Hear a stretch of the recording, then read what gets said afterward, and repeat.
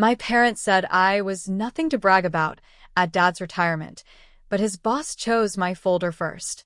Have you ever been told, to your face, in front of everyone who matters, that you are absolutely nothing? My father did that to me at his retirement party, and it wasn't just my family that imploded that night. It was a 10,000-person bridge and a carefully constructed lie that finally collapsed. What you're about to hear is about my father, my brother, and the night I finally decided to expose a truth that had been buried for years. Before I dive in, if this story resonates with you, please take a moment to like and subscribe. And drop your location and local time in the comments. I genuinely love seeing where you're listening from. Now, let me take you back to the beginning, to a little town called Carver and a girl who kept taping her achievements to a refrigerator that never truly wanted them. I grew up in Carver County, the kind of place where everyone knows your last name before they know your first. And in Carver, the name Anderson meant one thing: my father, Gerald. He was the director of public works, a man with 35 years on the job. The one who approved every road, every drainage ditch, every single sidewalk in town. He was important. Everyone told me so. My older brother, Kyle, was the living proof of that importance. Dad brought Kyle to construction sites before he could even tie his shoes. He'd introduce him at every county barbecue, the same way, every time. "This is my son. He'll carry on the family name." Kyle would beam, Dad would squeeze a shoulder, and I'd just stand 2 steps behind, holding my own plate, waiting for my turn. My turn never came. I was good at math. I loved physics. I brought home honor roll certificates every single semester, like clockwork. I'd tape them to the refrigerator, right next to Kyle's football photos, his fishing trips with Dad, his first-place ribbon from the county fair. But by morning, my certificate would be gone. Not moved. Gone. I asked my mother once. She just mumbled, "It must have fallen." It didn't fall. When I told my father I wanted to be an engineer, he didn't even look up from the TV. When I showed him my geometry test, a perfect score, mind you, he just asked Kyle if practice went okay. One Thanksgiving, I was maybe 14, and I bravely brought my science fair trophy to the table, setting it right next to the turkey. Dad picked it up, read the inscription, and then, without a word, put it in the cabinet under the sink where we kept the cleaning supplies. "Nobody cares about a piece of paper, Heather," he said. "Your brother actually does things." But I didn't give up. I thought, if I just tried hard enough, one day he'd finally see me. I was wrong, but wrong in a way I never, ever could have imagined. Senior year, I got accepted into state with a full ride for civil engineering. The letter came on a Tuesday. I remember standing in the kitchen for 20 minutes, just holding it, rehearsing how I'd tell Dad. He wasn't home. He was at Kyle's community football game. Not a tournament, not playoffs, just a Saturday league scrimmage that happened to fall on the same night as my high school graduation ceremony. Kyle had a game that day. My mother called me from the bleachers, her voice low so Dad wouldn't hear. "Ma, you know how your father is," she whispered. I'd heard that sentence 100 times. It was her version of an apology, soft enough to say, empty enough to mean absolutely nothing. Dad paid for Kyle's college, a private school, business administration. Kyle moved into a dorm with a mini fridge and a flat-screen TV. I moved into a shared apartment off campus with 2 roommates and a hot plate. My scholarship covered tuition. Everything else, books, food, gas, came from the diner where I waited tables 4 nights a week. Nobody in my family mentioned my major. Not once. Not when I made the dean's list. Not when I got an undergraduate research grant. Not when I was named top of my class in structural analysis. But, oh, they mentioned Kyle's promotion. Every Thanksgiving, every Christmas, every phone call. The Thanksgiving I graduated, 22 years old, magna cum laude with a bachelor's in civil engineering, Dad carved the turkey and said, "Oh, an engineer. What are you going to build? Bridges?" Then he laughed. Kyle laughed too. I just smiled and passed the gravy. Funny thing is, he was right. I would build bridges.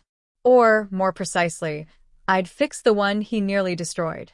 After graduation, I moved to Ridgemont, 45 minutes east of Carver. Far enough to breathe.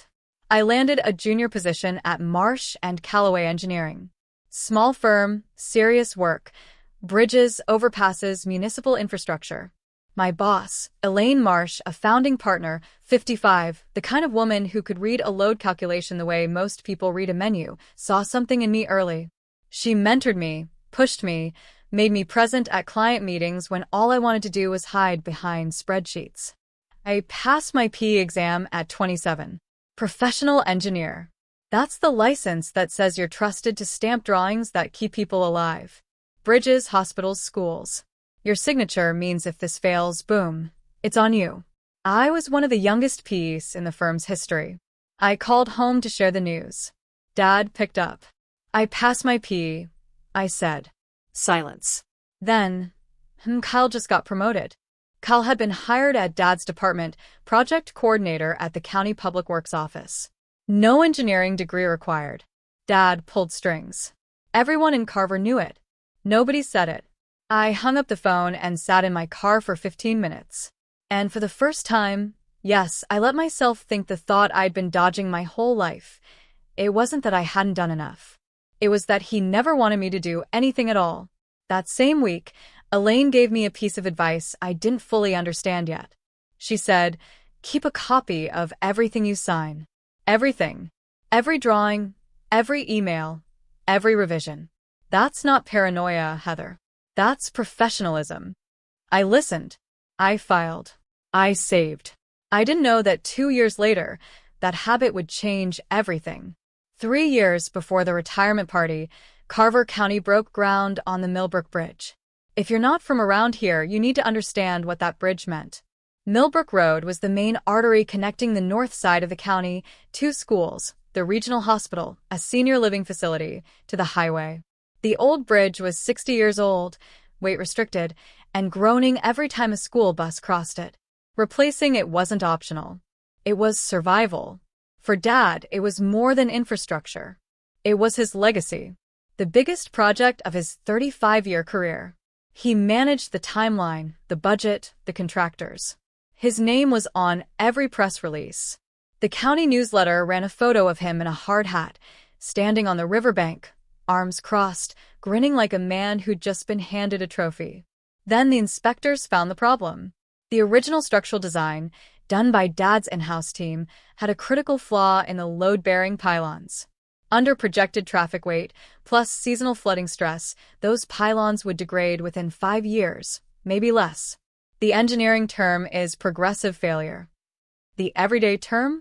The bridge could collapse. Dad panicked. Not publicly, of course. Gerald Anderson didn't panic publicly. But behind closed doors, I later learned, he paced his office for 3 days straight. If word got out that his signature project had a fatal design flaw before construction was even finished, his reputation was done. 35 years erased. Margaret Holt, the county administrator, Dad's boss, ordered an outside consultant. Independent structural review. Non-negotiable. I don't need outsiders telling me how to do my job. Dad reportedly told his team. But Margaret Holt wasn't asking. And the outside firm the county hired was mine. Elaine called me into her office on a Wednesday. She had the contract spread out on her desk. County seal, scope of work, deadline. A structural review and redesign of the Millbrook Bridge load-bearing system. You're my best on bridge structures, she said. This one's yours. My stomach dropped. That's my father's project. Elaine took off her reading glasses, looked at me the way she always did when she was about to say something I didn't want to hear. Your job is the bridge, Heather. Not your father's ego. She was right. I took the assignment. 2 weeks in, I realized the problem was worse than the initial report suggested. It wasn't just the pylons. The entire beam linkage system was underspecified. Wrong steel grade, insufficient cross-bracing, load paths that would funnel stress into exactly the wrong joints. If they'd built it as designed, that bridge would have been a countdown. I redesigned the entire load transfer system. 6 weeks, 14-hour days. I ran simulations until my eyes burned. I checked and rechecked every calculation until the numbers sang. The fix worked. The bridge would hold. When Dad found out his daughter was the consulting engineer, that I was the one who'd found his team's mistakes and rewritten their design, he didn't thank me. He called me on a Saturday night, his voice tight as a wire. "You will not embarrass me," he said. "Fix it quietly, and your name stays off everything." Not a request, an order. The same tone he'd used my whole life. The tone that said, "Sit down." Be quiet. Disappear. I fixed it and I stayed quiet. That was my first mistake. The Millbrook Bridge opened on a bright October morning. The ribbon-cutting photos made the front page of the Carver County Gazette. Dad stood center frame, shaking hands with Margaret Holt, beaming. Behind him, the bridge gleamed. Concrete and steel, clean lines stretching over the river. My design. His photo. Within a week, Dad erased me. Not figuratively. Literally. He sent emails to the project office. Remove all references to external consultants from the Millbrook file. My firm's name vanished. My P stamp? Nowhere. The official report credited the redesign to collaborative in-house engineering. But the worst part wasn't the erasure. The worst part was what he put in its place. Kyle signed the final engineering drawing submitted to the state. Kyle Anderson, supervising engineer. His signature, his printed name, right there on the PE certification line. Kyle, who had a business degree. A Kyle, who couldn't tell a shear diagram from a shopping list. Kyle, who didn't hold a PE license because he'd never taken the exam, because he wasn't an engineer. In every state in this country, signing PE documents without a license is a violation of the State Engineering Practice Act. It's not a gray area. It's not a technicality. It's fraud. Fraud on a public safety document. I confronted Dad privately. Just him and me. His kitchen a Sunday afternoon. "Dad, Kyle doesn't have a PE. That signature is illegal." He didn't blink. "Mind your own business. Nobody asked you." So there it was. My choice. Speak up? Destroy my family. Send my father and brother into a legal nightmare. Or stay quiet. Become complicit in fraud on a bridge that school buses crossed every morning. I chose silence. Because they were my family. Because I still believed that someday, Dad would say thank you. 3 years passed. He never said thank you. He said something much, much worse. In front of 70 people. The invitation arrived in a cream-colored envelope, heavy cardstock, gold lettering. "You are cordially invited to celebrate 35 years of distinguished service. Gerald R. Anderson, Director of Public Works, Carver County." I held it for a long time. 3 years of silence. 3 years of watching Dad take credit for my work. 3 years of holidays where no one mentioned the bridge, my career, or the fact that I existed in any professional capacity. And now an invitation. My mother had called the week before. "Your father would love to see you there, honey," she'd said. Would he? I wasn't sure. But something in me, the same something that kept taping certificates to the refrigerator at 14, wanted to believe it. Maybe retirement would soften him.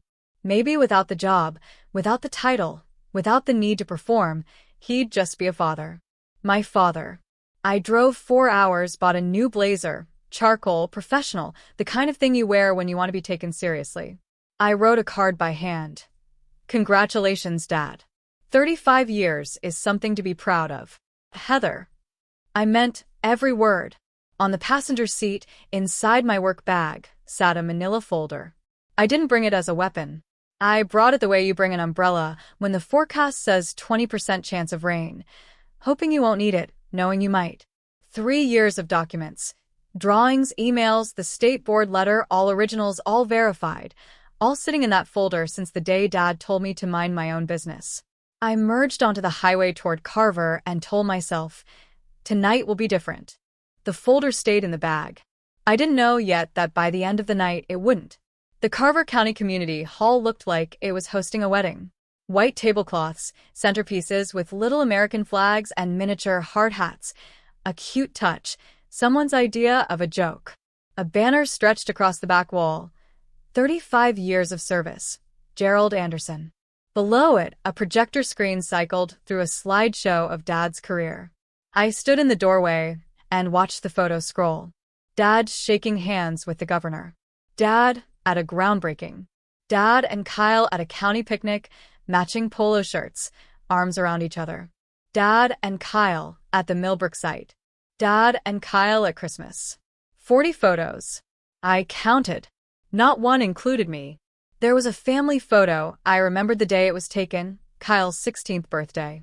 I'd been standing on Dad's left side, but the version on the screen was cropped. I was gone.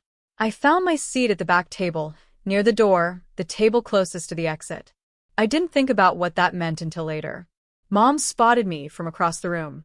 She waved, a small flutter of fingers, but didn't get up. Kyle sat at the head table with Dad, shaking hands with county officials, his suit a little too tight across the shoulders. He looked like a man playing a part he'd been rehearsing his whole life. Dad saw me. Our eyes met across 60 feet of white tablecloth and candlelight. He gave me a nod, the kind you give a distant acquaintance at the grocery store. Quick, polite, utterly forgettable. A woman at my table leaned over. "Are you Gerald's daughter?" Her eyebrows lifted. Oh. He never mentioned you. He never mentioned me.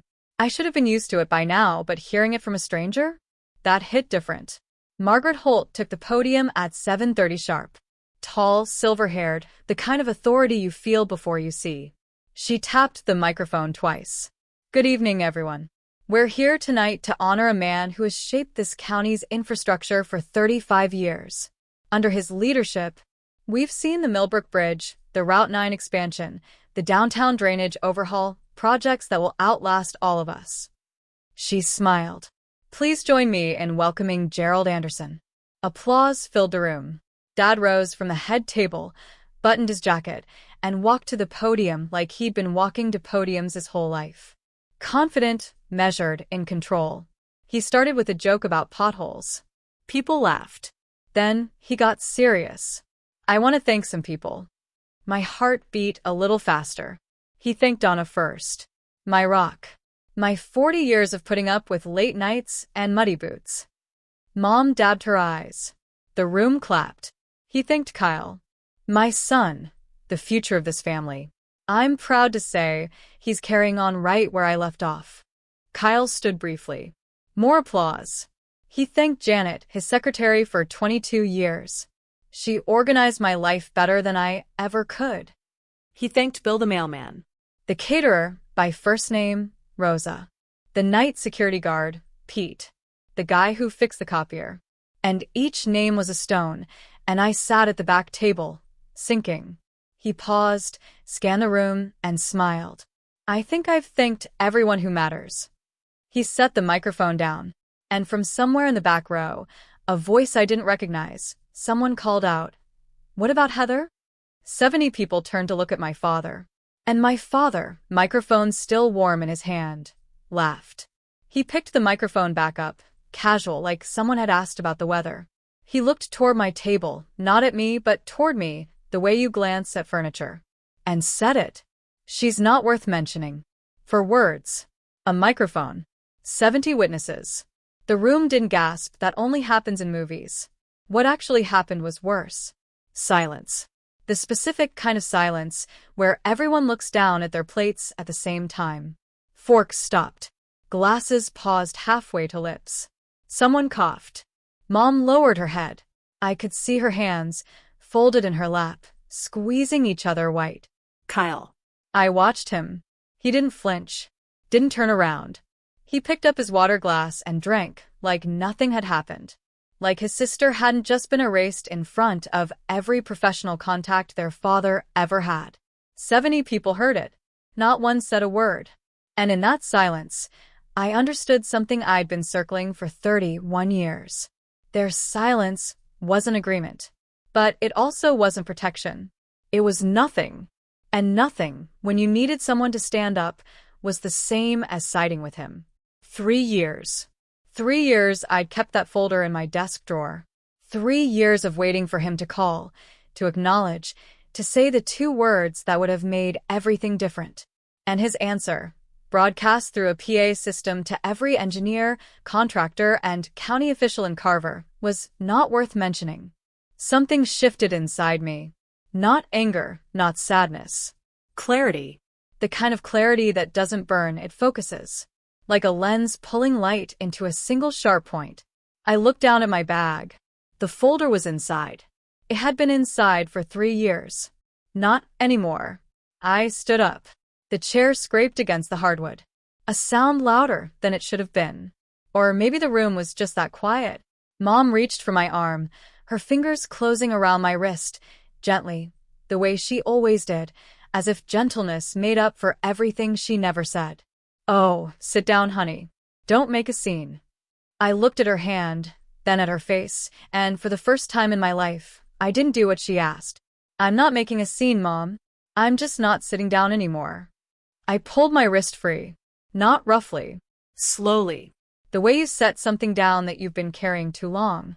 I reached into my bag and took out the folder. Manila. Ordinary. The kind you buy in a 10-pack at the office supply store. It weighed almost nothing in my hand, but it held 3 years of silence. Every drawing, every email, every piece of proof that I existed in the story my father had spent his career rewriting. I walked between the tables, left side, right side, white cloth and candlelight, and 70 pairs of eyes tracking me like I was crossing a courtroom. My heels clicked on the hardwood, steady even. One step at a time. I could hear Elaine's voice in my head, from a conversation months ago when I'd almost shredded the whole thing. The truth doesn't need to shout, Heather. It just needs to be placed where it belongs. Dad still stood at the podium, microphone in hand. And as I got closer, 5 tables away, then 3, then 1, I saw something on his face I'd never seen before. He looked afraid. I stepped onto the riser, stood beside him, and said quietly so he had to lean in, "Before I leave, there's one thing Dad forgot to mention." My voice carried. Not because I raised it, but because the room was so silent that a whisper would have echoed. Dad's jaw tightened. "Heather, sit down." Low, through his teeth. A command, not a request. I didn't sit down. I placed the folder on the podium gently, the way you lay down a hand of cards, and turned to the front table. "Mrs. Holt," I said, "this concerns the Millbrook Bridge project. As county administrator, I believe you should see this." Margaret Holt had been watching the whole exchange with the kind of expression that comes from 30 years in public administration, composed, assessing, giving away nothing. But when I said Millbrook, something behind her eyes sharpened. She stood, walked to the podium, reached for the folder. Dad's hand shot out. He grabbed the edge. "That's personal." Margaret didn't flinch. She held his gaze the way you'd hold a door. Firm. Final. "If it concerns a county project, it's not personal, Gerald." She took the folder, opened it. The first page. My structural drawings. P stamp and signature in the lower right corner. Caught the overhead light. She turned to page 2, the emails. I watched her eyes move left to right, her lips pressed together. Page 3, Kyle's signature on the state filing. Supervising engineer. She looked up. And I'll never forget this.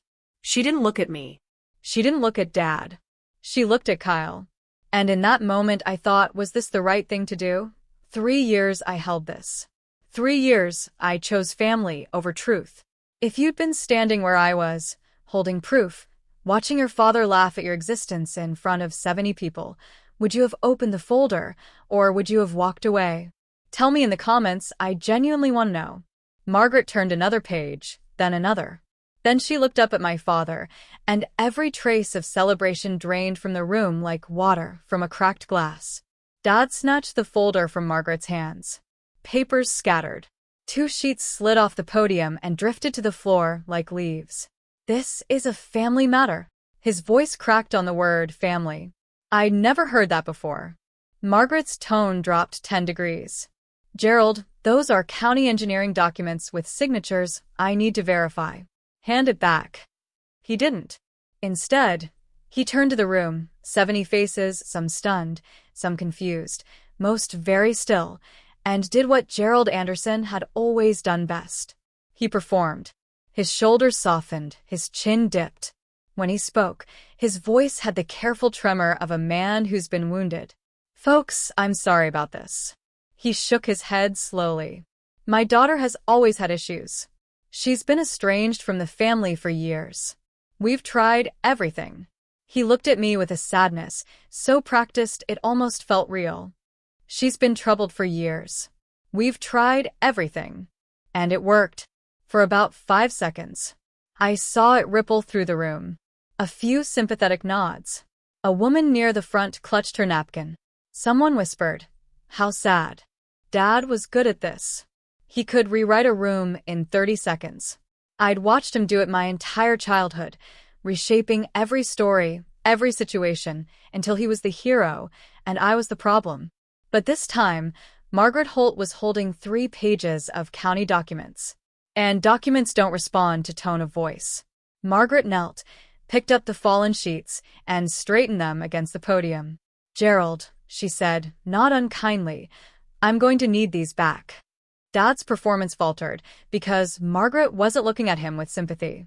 She was looking at him the way an auditor looks at a discrepancy. Margaret took the folder back. This time, Dad didn't resist. She read methodically. No drama. Just a woman doing her job at a speed that made the room hold its breath. First, my structural drawings. P. Stamp number 47832. My signature. Heather M. Anderson, P. in clean black ink. Then the emails, 7 of them. All from Gerald's county address to the project office. She read one line aloud. "Not for theater." I think she couldn't help it. Remove all references to external consultants from the Millbrook file. She looked up. "You told the board the redesign was done in-house." Dad's chin lifted. "It was a team effort." Margaret turned the page. The state filing. The P certification documents, submitted to the State Department of Transportation. Kyle's signature. Kyle's printed name. The line that read Supervising Engineer, P license number, and next to it a number. A number that didn't exist in any state registry. Margaret stared at the page for a long time. Then she turned to Kyle. He was still at the head table, napkin in his lap, looking like a man watching his own car slide off a cliff in slow motion. "Kyle," Margaret said, calm as a doctor reading test results. "Do you hold a PE license?" The room shifted. Engineers in the audience, and there were several, sat up straighter. They knew what that question meant. Kyle's mouth opened. His eyes went to Dad, the reflex of a lifetime, that automatic search for someone to answer for him. But Dad was frozen at the podium, mic in hand, no script, no rehearsal. For the first time in my memory, Gerald Anderson had nothing to say. Kyle was on his own. Kyle's voice came out thin, stripped of the confident handshake tone he'd been using all evening. "Dad told me to sign." I didn't know it was a problem. The whisper that moved through the room wasn't surprise. It was recognition. 70 people doing the math at the same time. Engineers, contractors, county officials. Every one of them understood what a PE signature meant. And every one of them understood what it meant when someone signed without one. Margaret turned back to Dad. "Gerald, you were project manager. You supervised Kyle's involvement." Dad straightened, tried to recover. "He was supervised. I supervised him." Margaret didn't blink. "You're a project manager, Gerald. You don't hold a PE either." Silence. But a different kind now. Not the awkward silence of a family squabble. This was the silence of people realizing they were watching something official, something with consequences. This wasn't a daughter making a scene at her father's party. This was a county engineering matter unfolding in real time. Mom stood. Her chair squealed against the floor. Her voice shook. "Can we please not do this here?" Every head turned to me, waiting. And I said the thing I'd been holding for 3 years, the reason the folder existed at all. "I tried doing this privately 3 years ago, Mom. Dad told me to mind my own business." Mom sat back down slowly, like the air had left her. Dad gripped the podium with both hands. His knuckles were white. His face was red. And when he spoke, the microphone caught every word. "This is my retirement party, not a courtroom." But Margaret Holt was already sliding the documents back into the folder, carefully, completely. "The way you handle evidence." That's when Dad broke character. He turned on me. Full rotation, shoulders squared, microphone forgotten in his fist. His voice was raw. No performance, no audience management. Just 31 years of something ugly finally reaching the surface. I gave you a roof. I gave you food. And this is how you repay me. The room flinched. Not at the words. At the tone. This was the Gerald Anderson nobody in this room had ever seen. The private one. The one who spoke behind closed doors in kitchens and hallways. The one only his family knew. I didn't step back. I didn't raise my voice. You gave me a roof, Dad. But you never gave me a seat at the table. Not even tonight. Something shifted in the room. I could feel it. A change in gravity. A few people at the side tables nodded. Small movements, almost involuntary. But Janet, Dad's secretary of 22 years, sitting 3 tables away, pulled a tissue from her purse and pressed it to her eyes. Dad looked around the room, searching, scanning, looking for an ally, a sympathetic face, someone to back his version of the story. No one met his eyes. Kyle stared at the tablecloth. Mom's face was buried in her hands. The county officials at the front table studied their plates like they were reading blueprints. Margaret Holt closed the folder, then tucked it under her arm and said, with the precision of a woman who had run this county for 12 years, "Gerald, I'll need to review this with legal on Monday. I suggest you enjoy the rest of your evening." Everyone understood. The party was over. Janet caught my arm as I stepped down from the riser. Her hand was warm. Her eyes were wet. I always wondered who really fixed that bridge. Let me tell you what was in that folder. All of it. First, the structural redesign drawings for the Millbrook Bridge Load Transfer System. 23 pages, every one of them bearing my P stamp, number 47832, and my signature, Heather M. Anderson, P. These were the drawings that replaced the flawed original design, the ones that ensured the bridge could carry school buses and ambulances and 18-wheelers for the next 100 years. Second, 7 emails from Gerald Anderson's county email account to the Carver County Project Office. And each one a variation of the same directive: remove Marsh and Callaway Engineering from the project record. Remove external consultant references. Credit the redesign to in-house collaboration. In one email, dated 3 days after the bridge opened, he wrote, and I'll never forget the phrasing, "Clean this up. I don't want any loose ends." I was a loose end. Third, a formal letter from the State Board of Professional Engineers, addressed to me by name, recognizing my exceptional structural analysis contributing to the safety of the Millbrook Bridge. The board had sent it after reviewing the revised design as part of their routine post-construction audit. Dad never knew about this letter because he never asked. Fourth, the internal audit results I'd obtained through a public records request, Freedom of Information Act, perfectly legal. And those results showed that Kyle Anderson had signed PE-certified documents on 3 separate occasions without holding a PE license. A clear violation of the State Engineering Practice Act. I didn't bring that folder to the party for revenge. I brought it because 3 years ago, my father told me to mind my own business. Tonight, he told 70 people I wasn't worth mentioning. And I decided if he wouldn't tell the truth, the documents would. Because a PE stamp isn't a formality, I thought to no one and everyone. It means a licensed engineer takes legal responsibility for public safety. Kyle didn't have that authority. Dad knew. After Margaret closed the folder, she turned to me. Not with pity. Not with gratitude. With something rarer. Professional respect. "Miss Anderson," she said, "I wish I'd known this 3 years ago." Miss Anderson. Not Heather. Not Gerald's daughter. Miss Anderson. The way you address a colleague.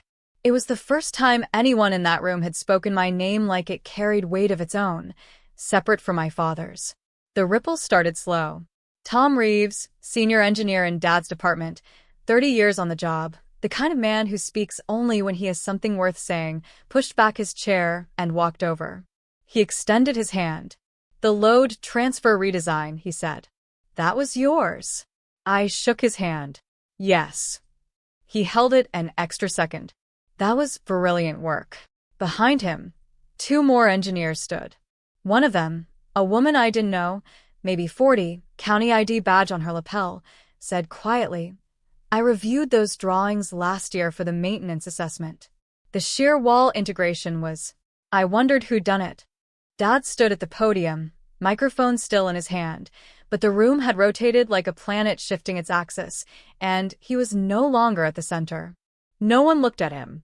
Kyle sat frozen, white-faced, his water glass untouched, sweating a ring onto the tablecloth.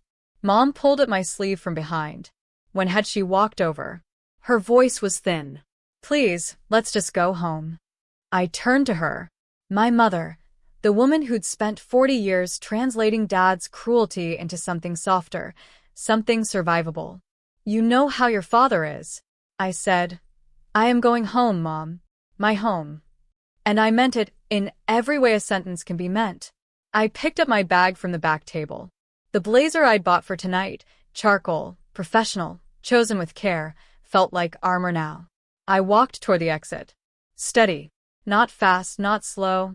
The way you leave a place you're never coming back to. Dad caught me at the door. He must have come off the riser fast, because he was slightly out of breath. His hand closed around my elbow. Not hard, but firm enough to stop me. "If you walk out that door, you're not my daughter anymore." The hallway was empty, but the main doors were open, and half the room could hear us. He knew. He wanted them to hear. One last attempt to make me the villain. I turned to face him. My father, 63 years old, 35 years of public service, a career built on the careful management of what people believed about him. I looked at his hand on my arm, then at his eyes. "Dad," I said, "I've been not your daughter my whole life. Tonight's the first time you said it out loud." His hand dropped, and I don't know what I expected. A retort, a denial, an explosion. But what I got was nothing. Gerald Anderson, the man who always had a speech, a redirect, a reframe, stood in the doorway of the Carver County Community Hall with nothing left to say. I walked out. I didn't slam the door. I didn't look back. The night air was cool. October crickets. The parking lot half full. Fluorescent lights buzzing overhead. My phone vibrated before I reached my car. A text from a number I didn't recognize. "Margaret Holt. Can we meet Monday? There are things I need to discuss with you professionally." I got in my car, turned the key, and drove. The highway was empty. 4 hours of dark road. White lines, the occasional pair of headlights coming from the other direction. I didn't turn on the radio. Didn't call anyone. Just drove. I thought I'd feel satisfied. The word revenge suggests something that tastes good, sweet, or at least sharp. But what I felt driving home that night wasn't satisfaction. It was emptiness. Not the bad kind. The clean kind. Like walking through a room you finally finished clearing out after years of stepping around the mess. Around the 2-hour mark, I called Elaine. She picked up on the first ring, which meant she'd been waiting. "How do you feel?" she asked. I thought about it. Really thought about it. Like I finally handed in the last report? She laughed soft, knowing. The laugh of a woman who had seen enough in 55 years to understand that some victories don't feel like victories. They feel like the end of something you didn't realize had been exhausting you. "You didn't burn the bridge, Heather," she said. "You just proved who actually built it." I smiled. First time in hours. The miles scrolled by. I thought about Dad's face when Margaret opened the folder. About Kyle's silence. About Mom's hand on my wrist, "Sit down, honey." And the 20 years of "sit down, honey" that had come before it. I thought about what Dad said. Not worth mentioning. And I realized maybe he was right. Not in the way he meant it, but in a different way. I didn't need to be mentioned. My work spoke for itself. It had always spoken for itself. I'd just been waiting for the wrong person to listen. I got home at 1 o'clock in the morning. Set my bag on the counter. It was lighter now. The folder was gone. Monday morning, 9 o'clock at Margaret Holt's office on the 3rd floor of the Carver County Administrative Building. She had the folder open on her desk. Next to it, a legal pad with 2 pages of notes already filled in her sharp handwriting. A cup of coffee sat untouched, which told me this meeting had started before I even arrived. "Sit down, Miss Anderson." I sat. Margaret didn't waste time. "The State Board letter. This is authentic. You can call them directly. My license number is on record." She made a note, then looked up. "Not as a boss. Not as an investigator. As a person. Why didn't you come forward earlier? The honest answer was the only answer I had. He's my father. I thought he'd eventually do the right thing. Margaret nodded slowly. The kind of nod that says, I understand more than you think. I've referred the file to the county attorney's office, she said. They'll review the PE signature issue and the email directives. I've also requested a comprehensive audit of all engineering filings from the past 10 years under Gerald's department. 10 years. Every project Dad had touched. Kyle, she continued, has been placed on administrative leave, pending the investigation. He was notified this morning. I felt something tighten in my chest. Not guilt. Not exactly. More like the weight of knowing that a thing you set in motion has its own momentum. You can start an avalanche. You can't steer it. Margaret called the state board that afternoon. They confirmed my PE status, confirmed the recognition letter, and opened a preliminary inquiry into Kyle's unlicensed signatures. A formal investigation would follow. The wheels were turning, and they didn't need me to push them anymore. 3 things happened in the 2 weeks after the party. First, the county canceled Gerald's formal recognition ceremony, the one scheduled for next month with the plaque and the framed resolution and the photo with the county board. Margaret's office released a one-line statement. The ceremony has been postponed pending an internal review. In a town like Carver, that sentence was a grenade. Second, the bronze plaque at the Millbrook Bridge, the one that read dedicated to Gerald R. Anderson, Director of Public Works, was removed for updating. Everyone in town drove past that empty space on the bridge rail and knew exactly what it meant. And third, the county board scheduled a public hearing on engineering document procedures, open to the public. Agenda Item 1, PE certification compliance and county infrastructure projects. Dad was retired. He couldn't be fired.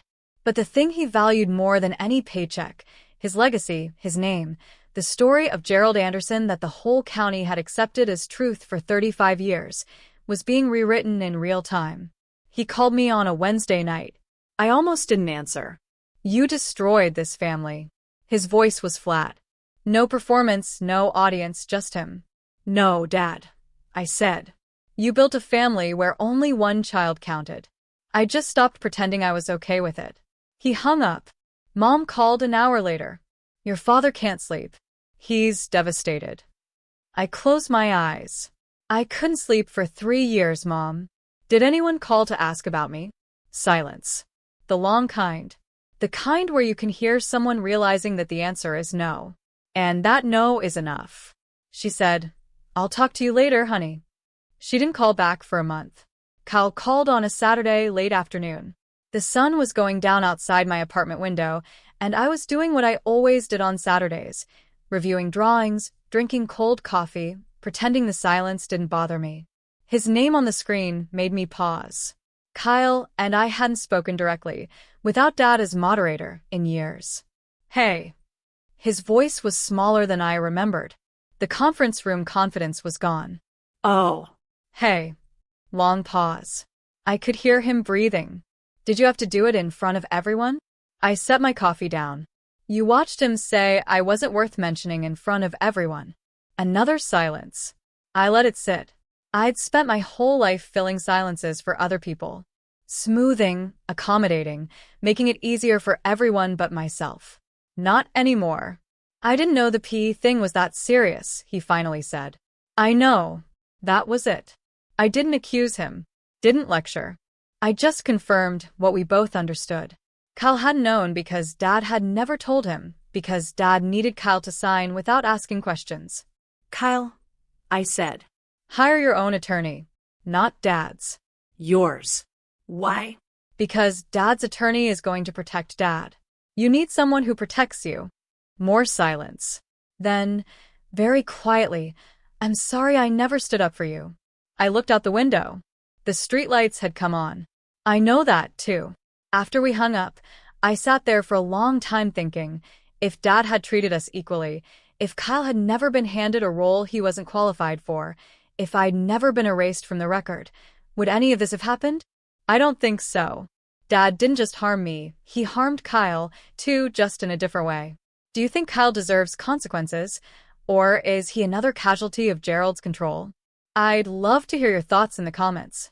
Carver is a small town. By the end of the week, everybody knew. Not the full story.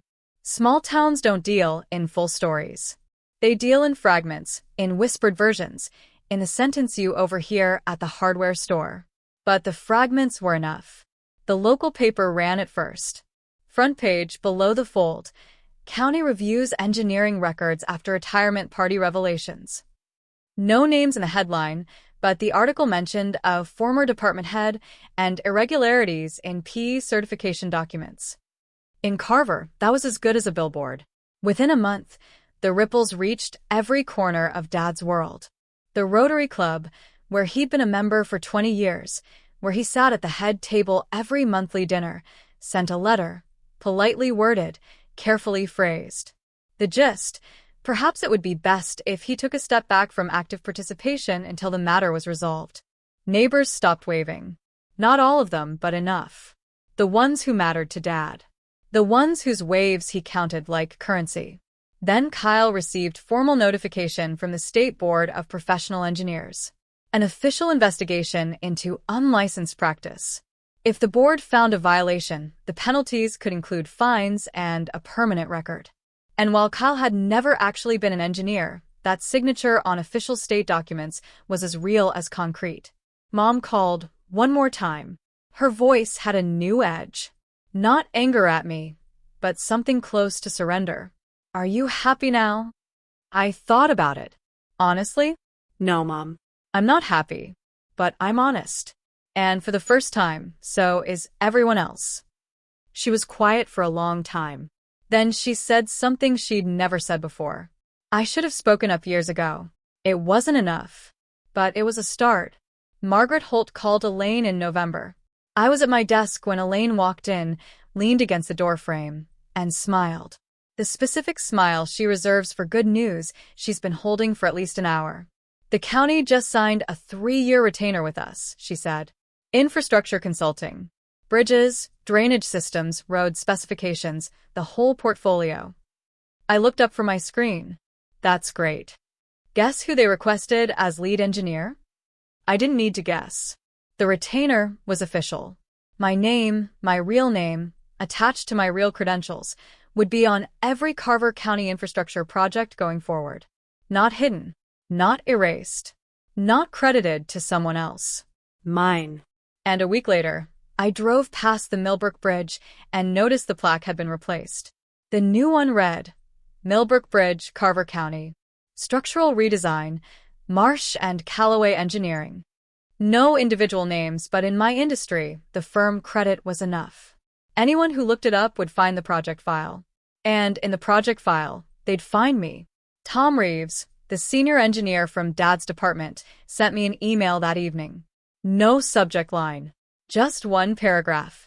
Ms. Anderson, I reviewed your Millbrook redesign in detail during the audit last week. The shear wall integration, the load path redistribution, the pylon reinforcement sequence, it's some of the best structural work I've seen in 30 years. The county is lucky to have you on retainer. Tom. I read it 3 times. Then I printed it out and put it in my desk drawer.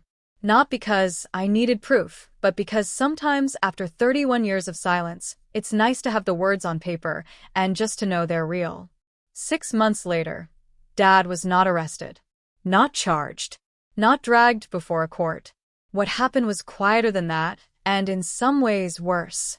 The county attorney concluded that Gerald's actions, directing the removal of consultant records and facilitating unlicensed PE signatures, were administrative violations, not criminal ones. He was already retired. There was no employment action to take.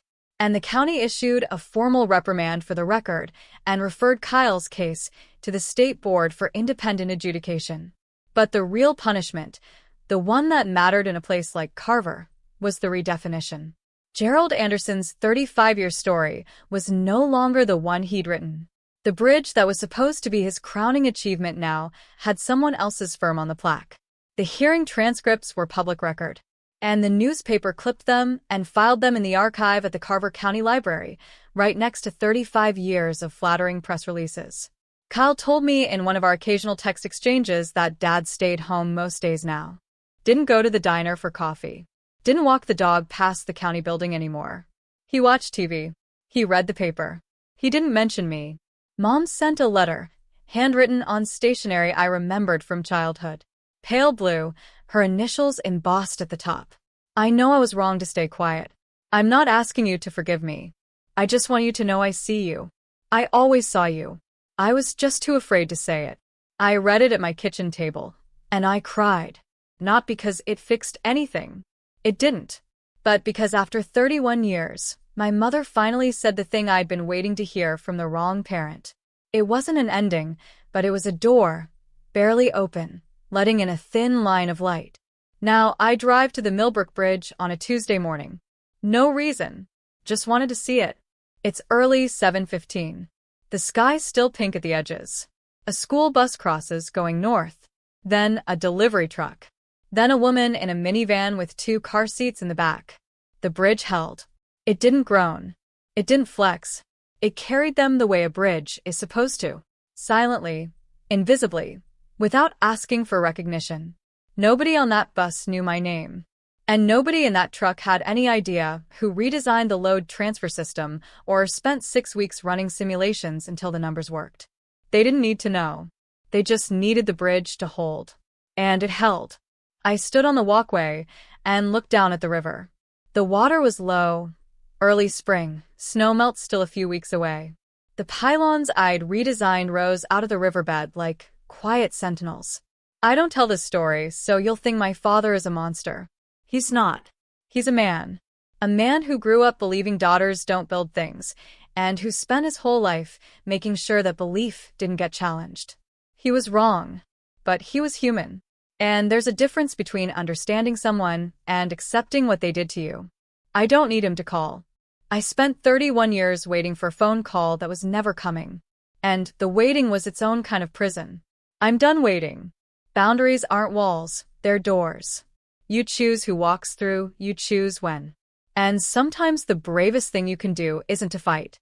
It's to set down the truth quietly in front of the people who need to see it and let it do the rest. Here's where I am now. Lead engineer at Marsh and Callaway. The county retainer keeps me busy. 3 projects in the pipeline. 2 more in review. Elaine keeps threatening to make me a partner. I keep telling her to give me another year. My apartment is the same one. Small, 2nd floor, nothing fancy. My car still has 140,000 miles on it. But on the wall above my desk, framed, centered, lit by the window, is my PE certificate. First time I've ever hung it up. It seems like a small thing. It's not. Mom and I talk once a month. Short calls, light topics. Weather, neighborhood gossip, the new bakery on Main Street. We don't talk about Dad. We don't talk about the party. But we talk. And there's a boundary now. Clear, gentle, and real that we both respect. Dad doesn't call. I don't expect him to. Some silences aren't punishments, they're answers. And I've learned to accept the answer. Call text sometimes. Simple stuff. Hey, how are you? No exclamation marks, no emojis. Just checking in. He hired his own attorney, cooperated with the state board, and for the first time in his life, started figuring out who he was without Dad directing the show. Last I heard, he was taking night classes. I didn't ask in what, but I was glad. I don't have a Hollywood ending. Nobody showed up at my door with flowers and an apology. Nobody made a grand speech about how wrong they'd been. The family didn't gather around a table and cry and hug and promise to do better. But I have something I never had before. Peace. The quiet, sturdy kind. The kind that holds weight. If you're listening to this and you've stayed this long, which tells me something about you, I want to say one thing. Not as advice and not as a lesson. Just as something I wish someone had told me a long time ago. If you are in a family where your silence is mistaken for agreement, you are allowed to speak. Not with shouting. Not with cruelty. With truth. Simple, documented, undeniable truth. And if you are carrying a folder, literal or otherwise, you don't have to open it. But you deserve to know that it's yours, that it exists, that the proof of who you are and what you've done is real. And even if the people closest to you refuse to see it, I drive across the Millbrook Bridge every morning on my way to work. Every single morning. And every time I feel the road beneath my tires smooth, solid, holding steady, I know two things. The bridge stands. And so do I. Thank you for staying until the end. If you've ever kept quiet longer than you should have, or if you're still deciding whether to speak, I'd love to hear your story in the comments. I read every single one. And if this story meant something to you, please hit like and subscribe. It's the best way to help other people find it. People who might be sitting at their own back table right now, waiting to be mentioned. And if you want to hear what happened next, because there is a next, I've left a link in the description to another story you might recognize yourself in. Click it when you're ready. I'll be here. Heather.